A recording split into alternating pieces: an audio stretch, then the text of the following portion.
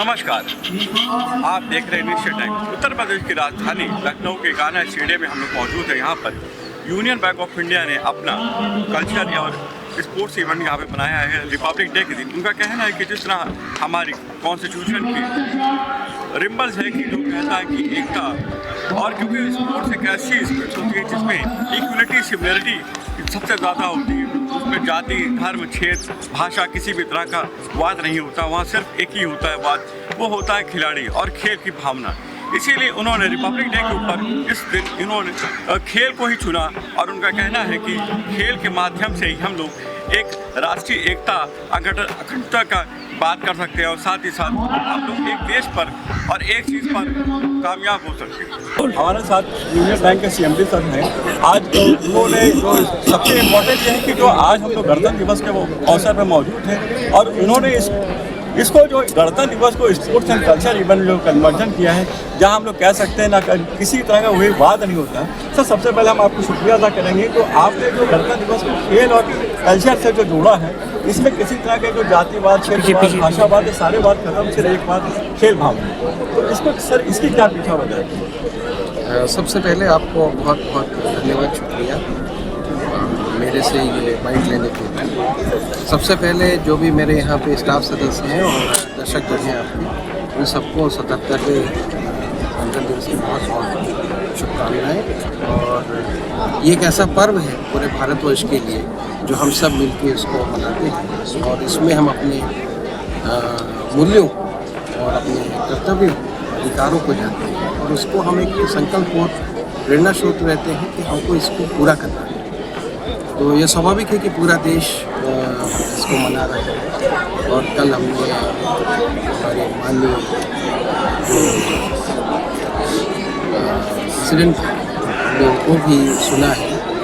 स्वाभाविक है कि एक देश में जो संदेश है वो बहुत क्लियर है। हमारा देश भारतवर्ष काफ़ी आगे बढ़ रहा है, विश्व गुरु बनने के पथ पर है। अगर हम अपनी जीडीपी ग्रोथ भी देखें तो बहुत अच्छी है और जो इन्फ्लेशन है वो काफ़ी कम स्तर पे है। इसको असल में इकोनॉमिक्स में गोल्डी लॉक कहते हैं। जब आप हाई ग्रोथ रेट पे होते हैं और आपका जो इन्फ्लेशन है वो काफ़ी कम होता है, तो स्वाभाविक है कि जिस प्रकार की गवर्नमेंट स्पेंडिंग है, प्राइवेट सेक्टर भी आ रहा है, जिस प्रकार की राज्य सरकारें और केंद्र सरकार आगे बढ़ रही हैं, देश की जनता आगे बढ़ रही है, तो ये ज़रूर प्रतीत होता है कि हम विश्व गुरु बनने की जो है तो पथ पर आगे बढ़ रहे हैं।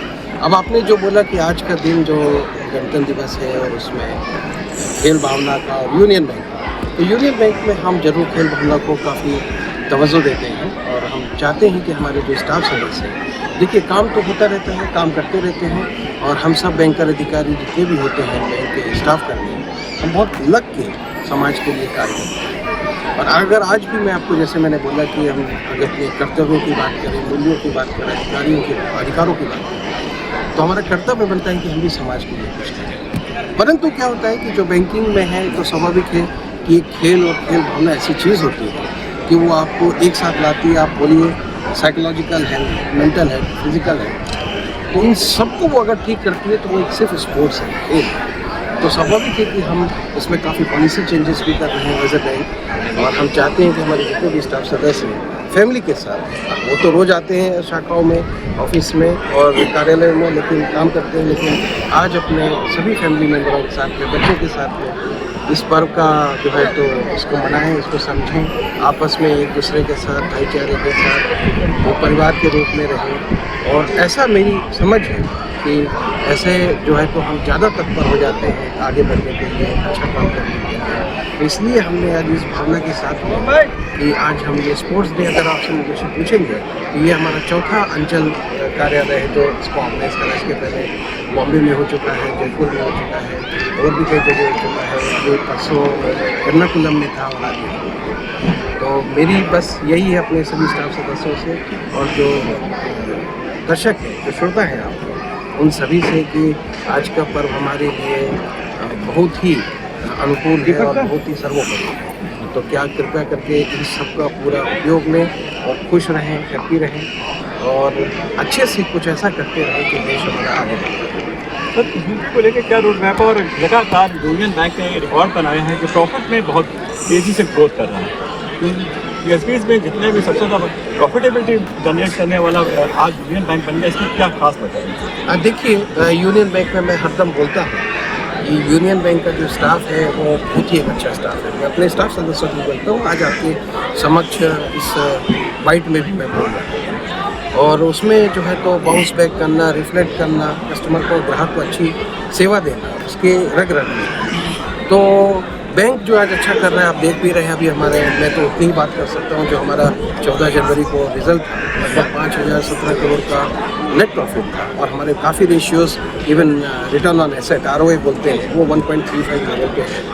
तो हम इसको मानते हैं कि एक अच्छे जगह पे है, बैंक अच्छा कर रहा है, और लगभग बैंक 22,24,000 करोड़ के लगभग बिजनेस को पा चुका है, और हम कोशिश कर रहे हैं कि हम आगे बढ़ते जाएं। तो ऐसे पूरा भारतवर्ष, और भारत के अलावा भी हमारी लंदन में सब्सिडी है, ऑस्ट्रेलिया में ब्रांच है, दुबई में ब्रांच है, तो हम सभी, हमारी जो ब्रांचेस हैं, पूरा जो ग्लोबल बिजनेस है, हम कोशिश कर रहे हैं कि आगे बढ़े। अब आपने बहुत अच्छी बात करी यूपी, उत्तर प्रदेश।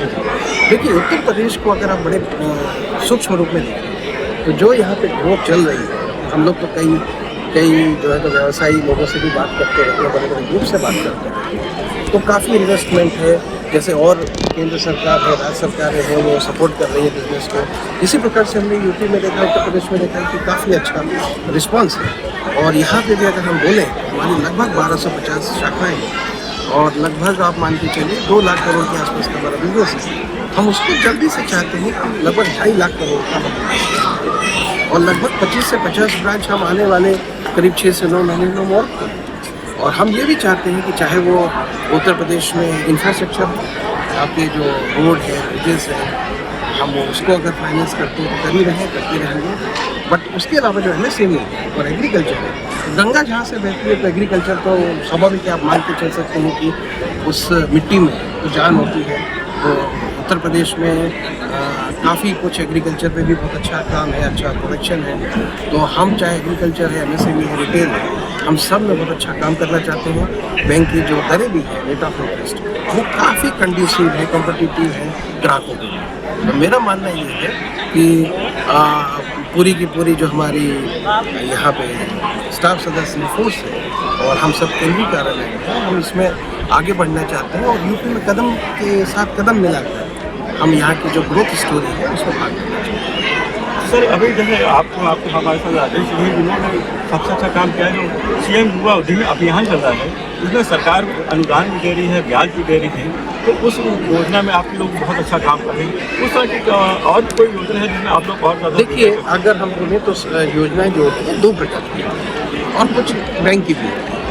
तो जो केंद्र सरकार की होती हैं, तो जैसे बहुत सारी है, मैं कुछ ही नाम गिनाता हूँ: जीवन ज्योति बीमा योजना, सुरक्षा बीमा योजना, अटल पेंशन योजना, मुद्रा है, पीएम स्वनिधि है, विश्वकर्मा है, बहुत सारी है। तो हम सब में अच्छा कर रहे हैं, अच्छा आगे बढ़ रहे हैं। और जब आपने बात यूपी की, जो आपने स्कीम का बात किया, वो मुझे भी उसकी खबर है, हम लोगों ने उसको सेक्शन भी किया था, और हम उसमें चाहते हैं कि इलेक्ट्रॉनिक और डिजिटल के रूप में इसमें हम आगे बढ़ें, और जहाँ पे भी अच्छे छोटे उद्यमी हैं और वो काम करना चाहते हैं, तो आगे एक चीज़ ध्यान रखिएगा कि ये जो अर्थव्यवस्था होती है, वो अर्थव्यवस्था अपने आप में अलग थलग नहीं होती। जो आज हमसे मुद्रा का लोन लेगा, वही आगे जाके MSME का लोन लेगा, वही CGT का लेगा, वही आगे जाके मिड कॉर्पोरेट का लेगा। तो ये कम से कम 10 से 15-20 वर्ष का एक पूरा का पूरा चैनल होता है, जिसमें कि एक जो उद्यम होता है, जो एंटरप्रेन्योर होता है, वो आगे बढ़ता जाता है। तो बैंक क्या होता है कि जब कोई छोटे वाले उद्योग को भी जो पैसा देता है, और ये देखता है कि उसकी वापस जो EMI है, लोन है, उसका इंटरेस्ट है, वो अच्छे से दे रहे हैं, तो बैंक बार बार उसका एक बढ़ा हुआ डोज उसको देता है।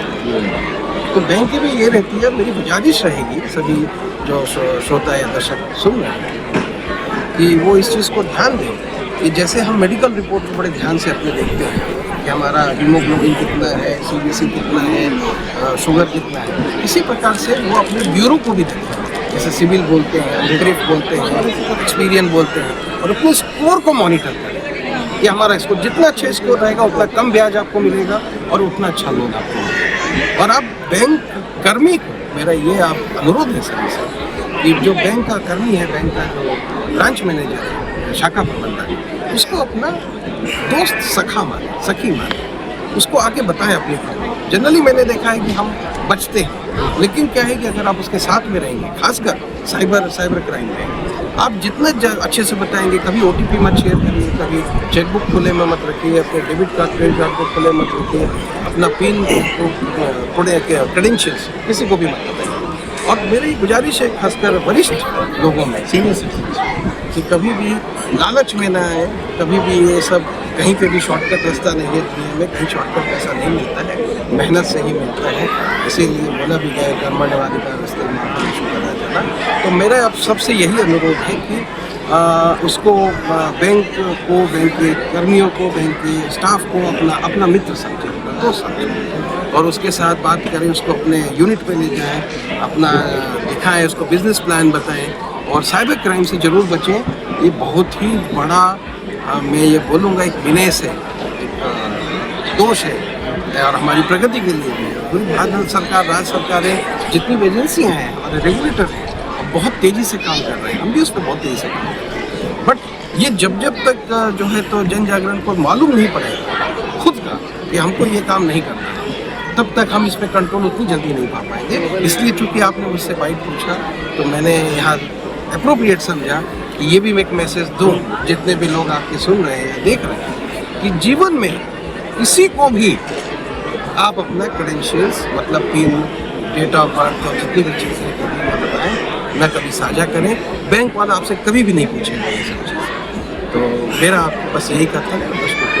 आपसे जो आपके जो अधिकारी हैं, इन्होंने जो लगातार MSME के साथ संवाद किया, और मैं देख रहा हूँ कि लगातार संवाद कर करके लोगों को बुला रहे हैं और उनकी प्रॉब्लम सोल्यूशन बहुत ज़्यादा करने लगते हैं।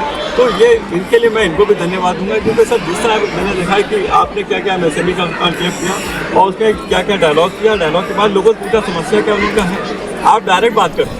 तो ये चीज़ मैंने अभी तक, क्योंकि मैं पिछले 12 साल से 20 सारी कवर कर रहा हूँ, लेकिन ये पहली बार मैंने देखा कि कहाँ डायरेक्ट डायलॉग हो रहा है और डायरेक्ट सर्कुलर प्रोग्रेस हो रहा है। देखिए क्या होता है कि जो प्रेस होता है वो मिरर होता है जी, दर्पण, और जब दर्पण होता है तो हम ये समझते हैं कि हम कैसा कार्य कर रहे हैं। दर्पण खुद बता देता है कि आप अच्छा कार्य कर रहे हैं, आप अच्छा कार्य नहीं कर रहे हैं। तो मुझे खुशी है कि हमारे जितने भी स्टाफ सदस्य हैं राजेश जी के नेतृत्व में अच्छा काम कर रहे हैं, और चाहे वो रिटेल हो, MSME हो, एग्रीकल्चर हो या बड़े कॉर्पोरेट हो, सबको वो साथ दे रहे हैं, सब कुछ सुनते हैं। लेकिन मैं आपको एक बात ये भी बताना चाहूँगा कि मेरे जितने भी अंचल प्रमुख हैं और जितने भी हमारे क्षेत्रीय प्रमुख हैं, डिजिटल मैनेजर्स बोलते हैं, और शाखा प्रमुख हैं, बहुत कैपेबल है। मैंने इसलिए पहले ही बोला कि हमारे यूनियन बैंक के जितने भी स्टाफ सदस्य हैं वो बहुत ही अच्छे हैं। उनका जो एक अंडरस्टैंडिंग लेवल है, कस्टमर सर्विस है, और जो उनका खुद का नॉलेज लेवल है, बहुत अच्छा है, और मैं इस चीज़ को मैं अप्रिशिएट करता हूँ। सर एक आखिरी सवाल, कासा को लेकर क्या स्थिति है? कासा को लेकर आपने अच्छा पूछा। हमारा पिछली बार ही 1.40%, मतलब 140 बेसिस पॉइंट हमारा ऊपर गया है, जो कि एक अपने आप में मायने रखता है। किसी भी एक तिमाही में इतना ऊपर जाना मायने रखता है। तो हमने बहुत सारी स्ट्रेटजीज बनाई हैं, बहुत सारी, और अभी उस पर तो काम हो चुका है, कुछ अभी आना बाकी है। तो मेरा ये मानना है कि आगे चलती भी आप देखेंगे कि यूनियन बैंक में कासा पे इम्प्रूवमेंट होता है, और हम इसको ये तो नहीं बोलेंगे कि हम डिफेंड करना चाहते हैं, जबकि कई बैंकों के शायद कम भी हो रहे हैं, बट हम ये कहेंगे कि डिफेंड तो हमें करना ही है, बट हम इसको आगे बढ़ाना है। तो हम कभी ये नहीं देखते कि हमको कोई बड़ा मिल जाए, हम एवरेज कासा, एवरेज डिपॉजिट और एवरेज एडवांसेस पे काम करते हैं। तो इसलिए आप देख रहे हैं कि कासा हमारा इम्प्रूव हो रहा है। मैं फिर अपने स्टाफ सदस्यों को फिर से अप्रिशिएट करना चाहूँगा, उनको शाबाशी देना चाहूँगा, क्योंकि देखिए क्या होता है कि अगर आपकी कस्टमर सर्विस अच्छी करते हैं और कस्टमर से आपका व्यवहार बहुत अच्छा है, तो आप मान के चलिए कि 10% आपका कासा ऐसे हो जाएगा। तो मैं तो सिर्फ इतना ही बोलूँगा कि हमारे जो स्टाफ सदस्य हैं, जितने भी आप यहाँ पे देख रहे हैं, तो नहीं आ पाए उनके लिए कि उनको मैं शेयर करना चाहूँगा इस चीज़ से।